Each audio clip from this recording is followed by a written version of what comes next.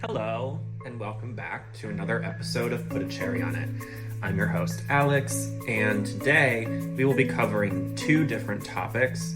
But before we get to those, we need to cover a few things. So let's just start with some announcements. First, I know we haven't been on a real schedule yet, but we are officially announcing that Put a Cherry on It, or Pacoy, as we lovingly call it, will be released every Friday. That is, Put a Cherry on It, every Friday, new episodes. Additionally, Put a Cherry on It is currently looking for guests. If you are interested in being a guest on Put a Cherry on It, please reach out to us directly at putacherryonitpod@gmail.com. The only requirements are that you be 18 years or older and that you send us just some basic info about who you are, possibly some social media links, whatever you're comfortable sharing with us so we can get a little bit of an idea about you and what type of guest you might be. And also, all guests will be allowed to plug any of their own personal businesses and socials at the end of their guest spot. So if that sounds like something you would be interested in, please reach out to us at putacherryonitpod@gmail.com. And finally, it has come to our attention that we need to include a disclaimer. So this is the first time it will be at the top of the show. After this, it will be put at the tail end, so you don't have to worry about it. However, Put a Cherry on It, or Pacoy, is not an advice podcast. It is intended for informational and entertainment purposes only. We aim to provide a multifaceted look at different situations, but do not offer direct advice to any listener or guest on the show. And we are just required to say that for legal reasons. Now, without further ado, let's get on to the show.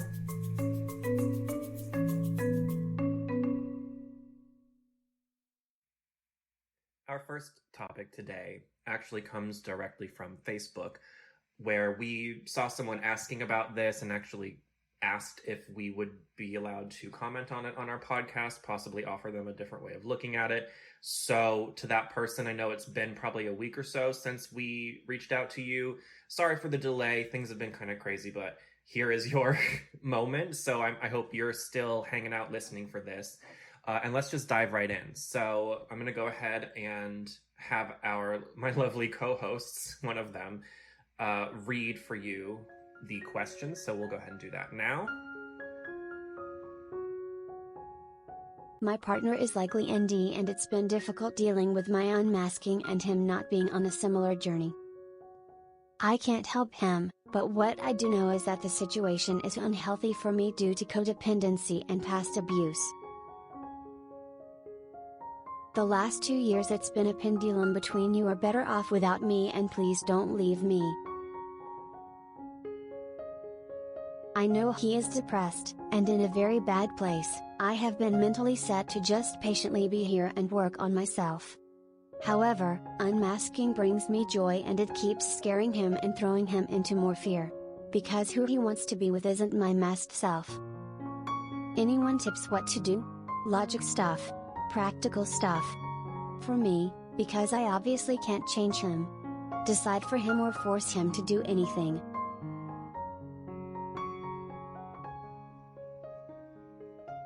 All right, let's just jump right in by defining a couple things first before we move into actually pulling this apart. First, ND was used in this question, and the letters NDs here stand for neurodivergent. If you haven't heard of what neurodivergence is, I will go ahead and read that definition for you now. Neurodivergence, differing in mental or neurological function from what is considered typical or normal, frequently used with reference to autistic spectrum disorders, not neurotypical. Example, there are some things that neurotypical people just know or can figure out, and that neurodivergent students may need to have a model for. As an educator and a neurodivergent person, this is definitely true. A lot of people listening are probably neurodivergent and either haven't figured it out yet or have learned to kind of move through the world in a way that maybe is challenging, but still they can kind of make it. I would say if you are neurodivergent, something common that we tend to experience is burnout. And not just from work, but from social situations, because for us, typically navigating social cues takes a lot more energy than someone who is, quote, neurotypical. Also, they reference something called masking. Now, in this situation, I believe this is referencing autism masking, which involves spotting symptoms in yourself that are related to autism and working desperately to try and hide them.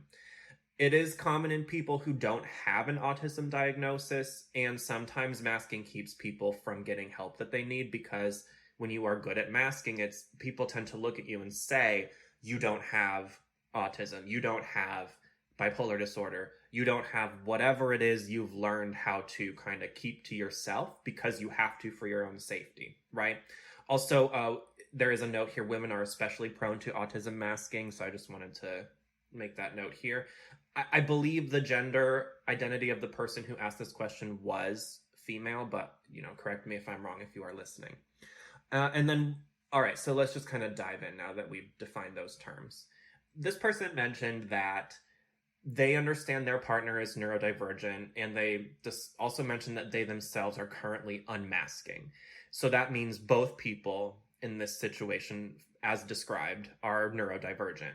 They also said that they have a history of codependency and abuse, which is extremely common among people who are, first of all, younger. That is something that a lot of people sort of age out of through life experience. However, there are other people where codependency kind of sticks around or takes a little more effort to detach from, or, I guess, learn tools so that you don't fall into the same traps, right? I'm guessing this person is a little bit on the younger side, and definitely past abuse will leave an impact. Abuse comes in varying levels. There's not enough context here to know exactly what this person has experienced, and that's okay.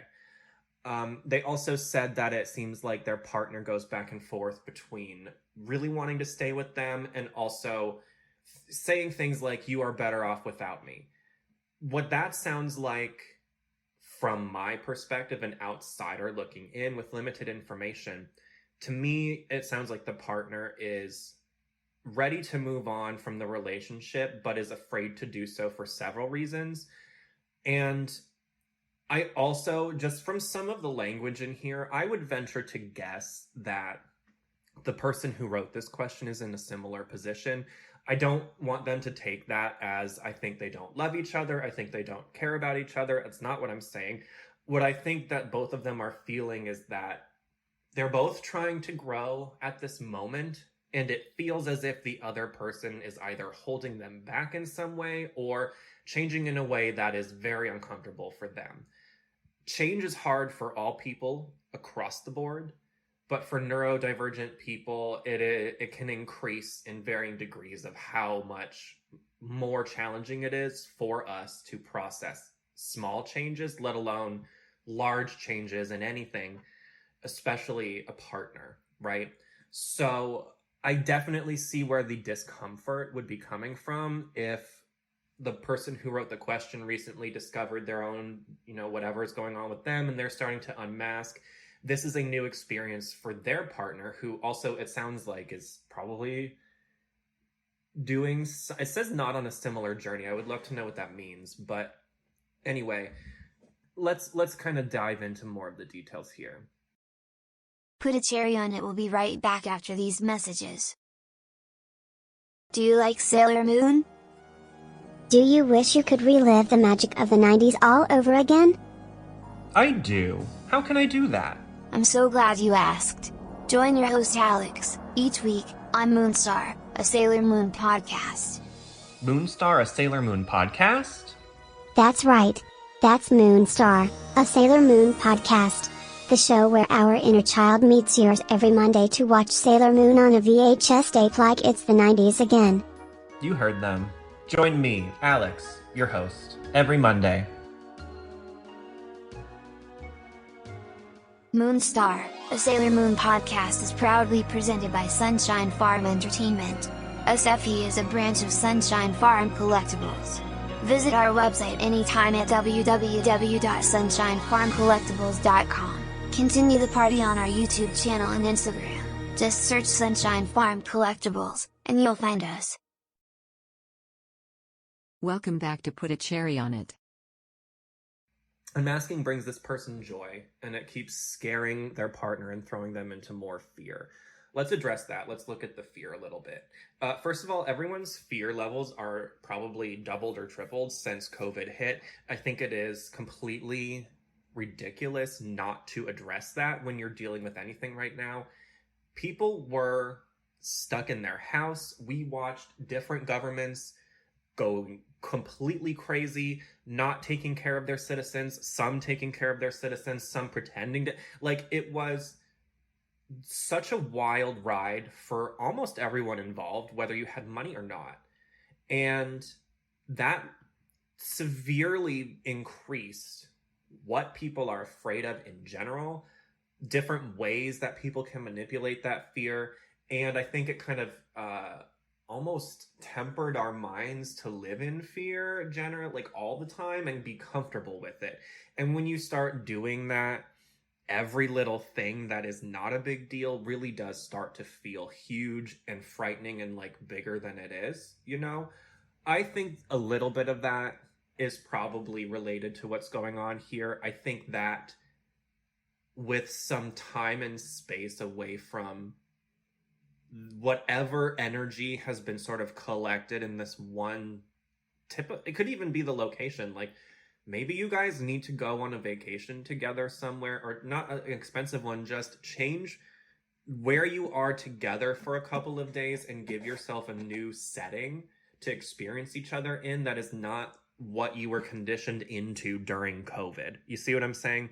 Because I think that unmasking can be messy for people, and sometimes it's hard to determine what is just, you know, giving into impulses versus actually unmasking, versus are those combined? Is there overlap? Like, it's still something that's new and being talked about. So I think both of you, if you need to decide how important this relationship is to each of you, and I think you need to decide how much energy and work you are willing to put into the relationship, because it sounds like you're also both putting time and energy into yourselves right now so you can grow. And both of those things are important, right? So let's talk about just relationships as a whole a little bit.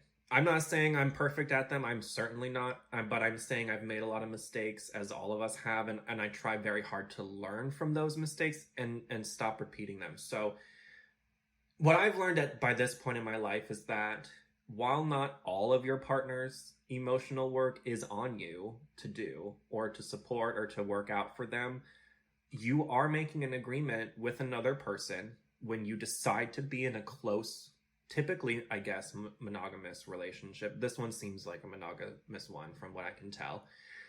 You're making an agreement that you will do some of the emotional work for them to a degree, not all of it, but a reasonable level.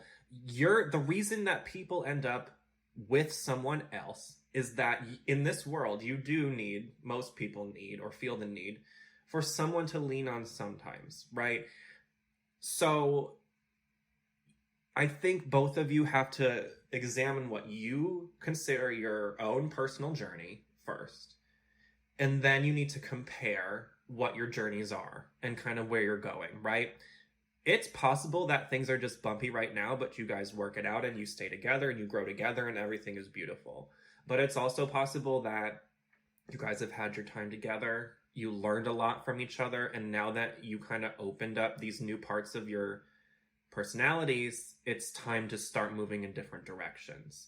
That doesn't have to be histrionic. It doesn't have to be an explosion. It doesn't have to vilify either one of you. I really would urge you not to do that, because in 2 years, 3 years, 5 years, you never know who might turn up in your life again.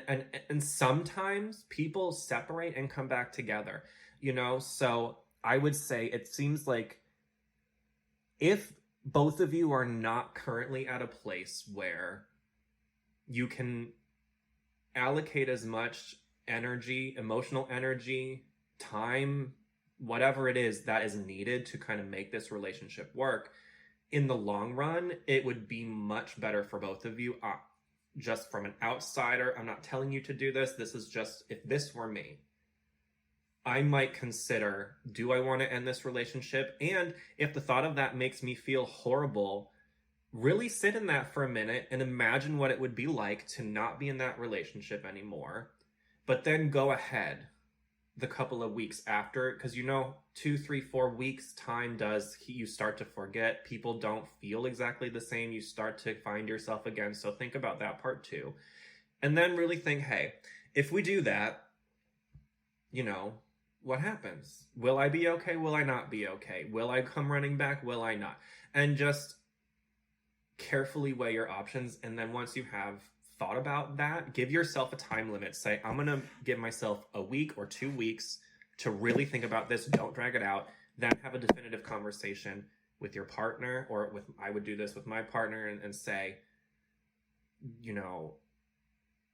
in the nicest way possible, I think you need to discuss the possibility of separating on good terms. That is what I would say that's kind of what I take away from this. Now, let's look at some things like from two different ways, right? Let's say you decide, yes, this is actually an important relationship for you. You were kind of in your feelings when you posted this, but you've had a time and you feel more equipped to go ahead. If you want to do that, I think you need to start having some direct conversations with your partner. You need to ask, first of all, what specific behaviors when you're unmasking are scaring him? What about those behaviors make him feel scared? Is he afraid you're going to hurt him for some reason? Because remember, people cannot see inside your brain. So sometimes people who interpret cues differently might take something completely innocuous that you're doing and think that you intend something else. So you need to maybe clarify some things with him. Also, he needs to be able to communicate this stuff to you without getting anger, huge blowback, accused of things. Because if you just start attacking him the second he starts telling you, hey, when you do this, that makes me feel uncomfortable, no resolution can come from that. So if you're going to make the choice to have this conversation, you have to also make the choice to hear him and to not steamroll. Because I know when you're neurodivergent, the world can sort of press us a little bit and everything can kind of make you just, huh. But your partner isn't the one doing that to you. That's the world. Okay? So separate those feelings first before this conversation happens if you're going to do it, All right. You can also then sort of just talk about your relationship as a whole and explain to your partner, hey, I don't have the energy to do all of this, but I think I can manage that. And whatever that is for you, and kind of give some examples and say, do you think this will work to help us, interact better? But ultimately, though, it's up to both of you. And who knows, your partner might also be having a lot of these same thoughts as you. So it might be a relief if you both just say, hey, it's time to go, right? But each of you needs to determine what your boundaries are first, how much emotional labor you're willing to put into this relationship at this time. It doesn't have to be a permanent, all relationships go this way, this is right now. And it's up to you to be sure that you're being fair to yourself and your partner when choosing this. But no one can do that for you except you. So hopefully pulling this apart a little bit, looking at it helps from a couple different angles. If you do decide to end the relationship, again, I'm going to stress, do it in the most honest but kind way possible, because at the ending of a relationship, emotions tend to be much higher, and you never know if this person will turn up in your life again, and you might need to just be cordial. You just trust me, burning bridges is never the tea. So just keep that in mind. All right. That's it for our first topic. Our second one is an Am I the Asshole? And let me just go ahead. Oh, wait. And now, a word from our sponsors. Sunshine Farm Collectibles is more than just a curated virtual shopping experience. In addition to providing a unique selection of vintage anime and video game collectible items, we also offer several services. Here are just a few of the services we offer. Virtual music lessons. Whether it's for your own enrichment, or for your child, there's never been a better time to start virtual music lessons than now. Lesson options include piano, violin, viola, cello and voice. Lessons start at $30 per class. Discounts available for multi-class students. Life coaching. Sometimes life puts more on our plate than we can handle, and we need an impartial party to help us sort through the mess and get to the good stuff. Sessions start at $50 per hour. Discounts available for bulk bookings. For more information about any of the services mentioned, or to see a full list of the services we offer, please visit our website, www.sunshinefarmcollectibles.com.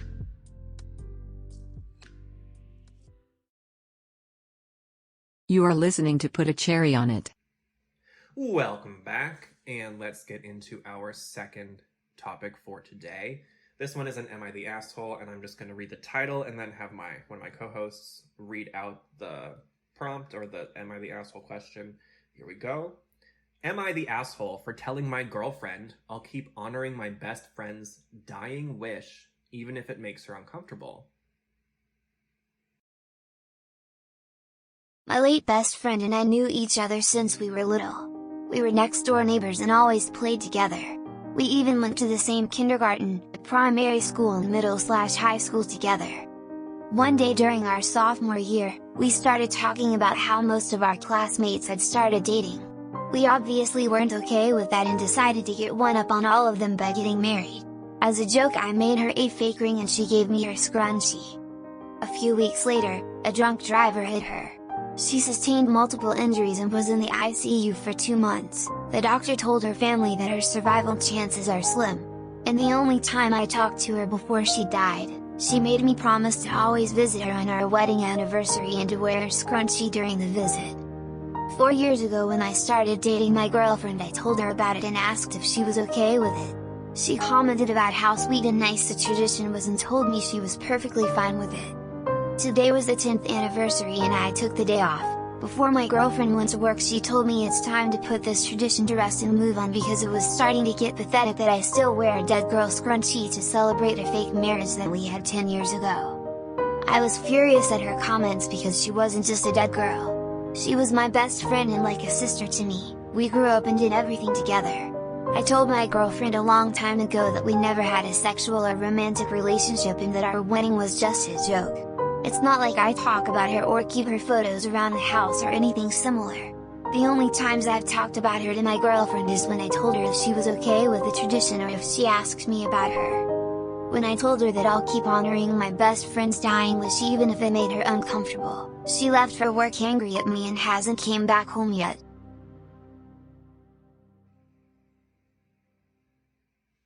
Alright. This one is uncomfortable to hear a little bit because it sounds like there's something going on in this relationship that is bothering OP's partner. I think they said was girlfriend, yeah. And it's not, I don't think it has anything to do with this tradition. I think the tradition is just, that is her kind of point of, oh, I'm not going to be direct with you, but I'm going to talk about this. You know what I'm saying? So, but before I don't want to really speculate on what it is she might be upset with. What I do want to say is, when you entered this relationship, you told them up front what the situation was. And if you're being real in what you wrote here, you said that you don't really talk about this person at all, other than to tell them, you know, what the tradition was. And then I guess the only other time that it would be a subject is the day that you go to do this, right? I think it also is pretty clear that you only wear the scrunchie on your wrist when you visit your friend's grave, or I'm assuming that's where you're going. So there isn't anything going on here in my mind that would even, I mean, even the most jealous person, this person has been dead for how many years? They're not coming back. It's completely none of her business, frankly, because she wasn't around when you were friends with this person, and she has absolutely zero say on how you grieve. What I would suggest from just reading this and looking at it is, first of all, this person will eventually come home because it says they left and haven't come back. That's when you need to say, hey, listen, I something's going on here. Somehow I really do not think that this is the issue, unless it's not as you described. Like, if you're wearing that scrunchie every single day on your wrist, that is a little bit different. I'm not, judging you for that. If you want to do that, keep doing that. But that is something that your girlfriend would be seeing every single day versus once a year, which is how it was described. So we're going to go with the once a year, right? You have to tell her, like, listen, this is something that I do to feel like I'm honoring someone who is extremely important to me. If that seems pathetic to you, like the reason she said pathetic, and that is like such a harsh word. I almost want to question if she has ever lost anyone, because it doesn't sound like it. And we've talked about grief here before. It's so challenging when you lose a parent, a grandparent, a loved one. Sometimes best friends can be closer than family.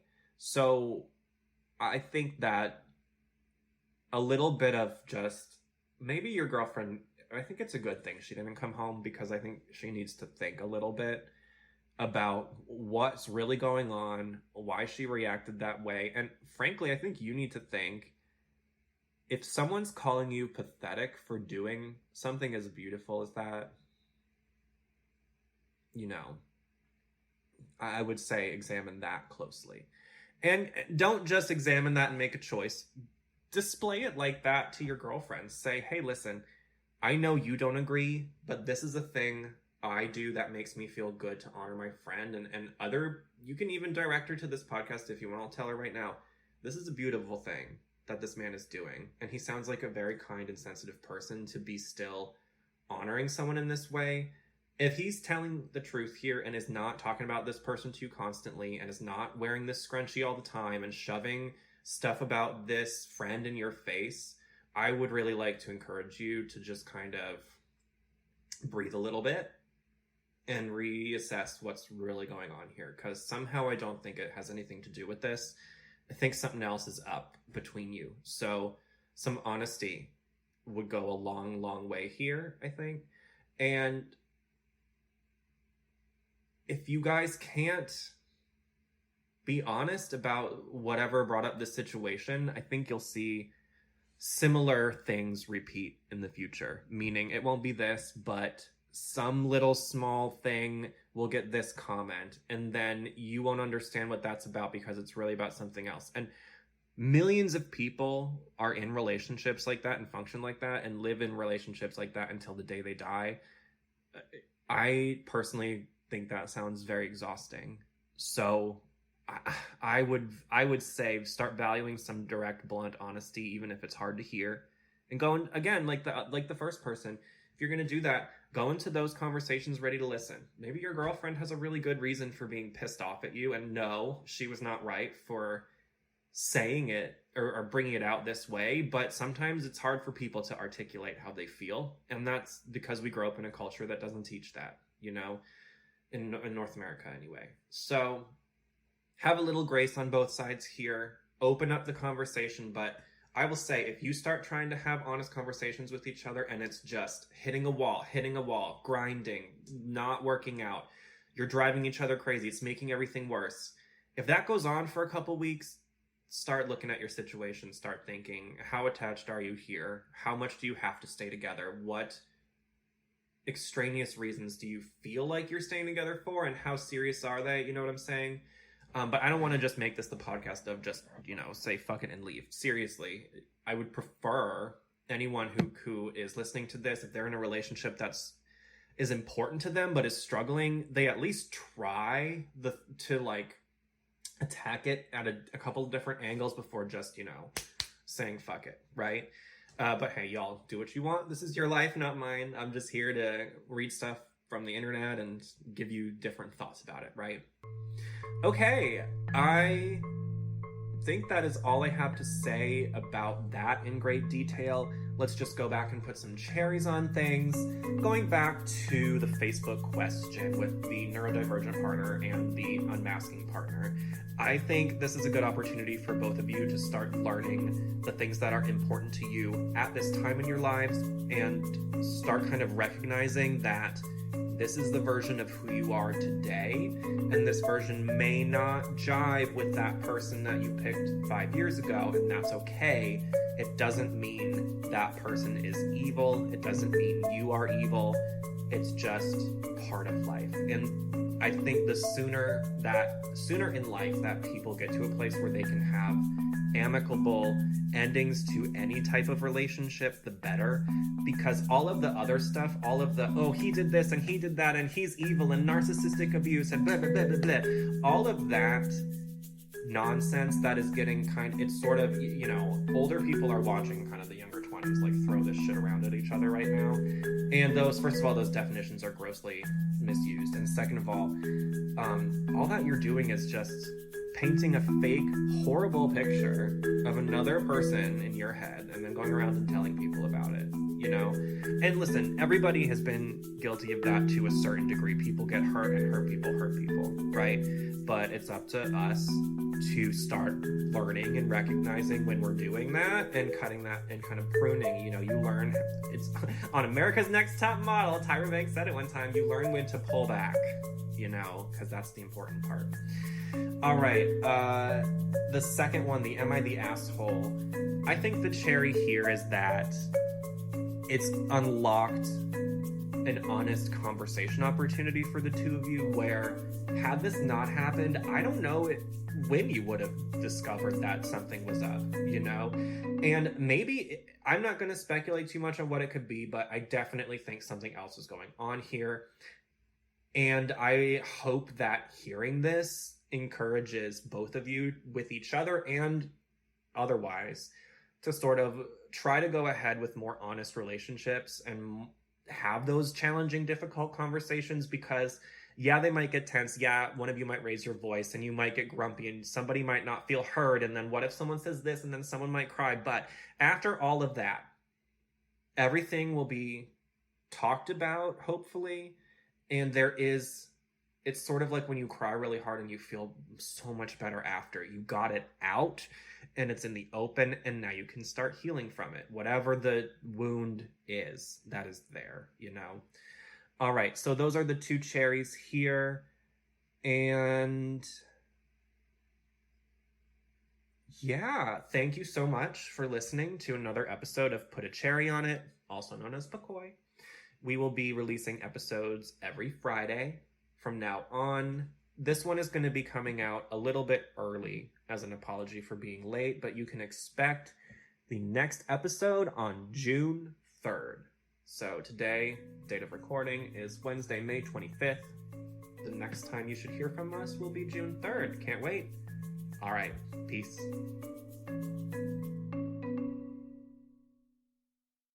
If you liked what you heard today, you can support Put a Cherry on It in the following ways. Leave a 5-star review of the podcast wherever you listen. Like and subscribe to our creator and sponsor, Sunshine Farm Collectibles. You can find us on Instagram, YouTube, and Facebook. Just search Sunshine Farm Collectibles and you will find us.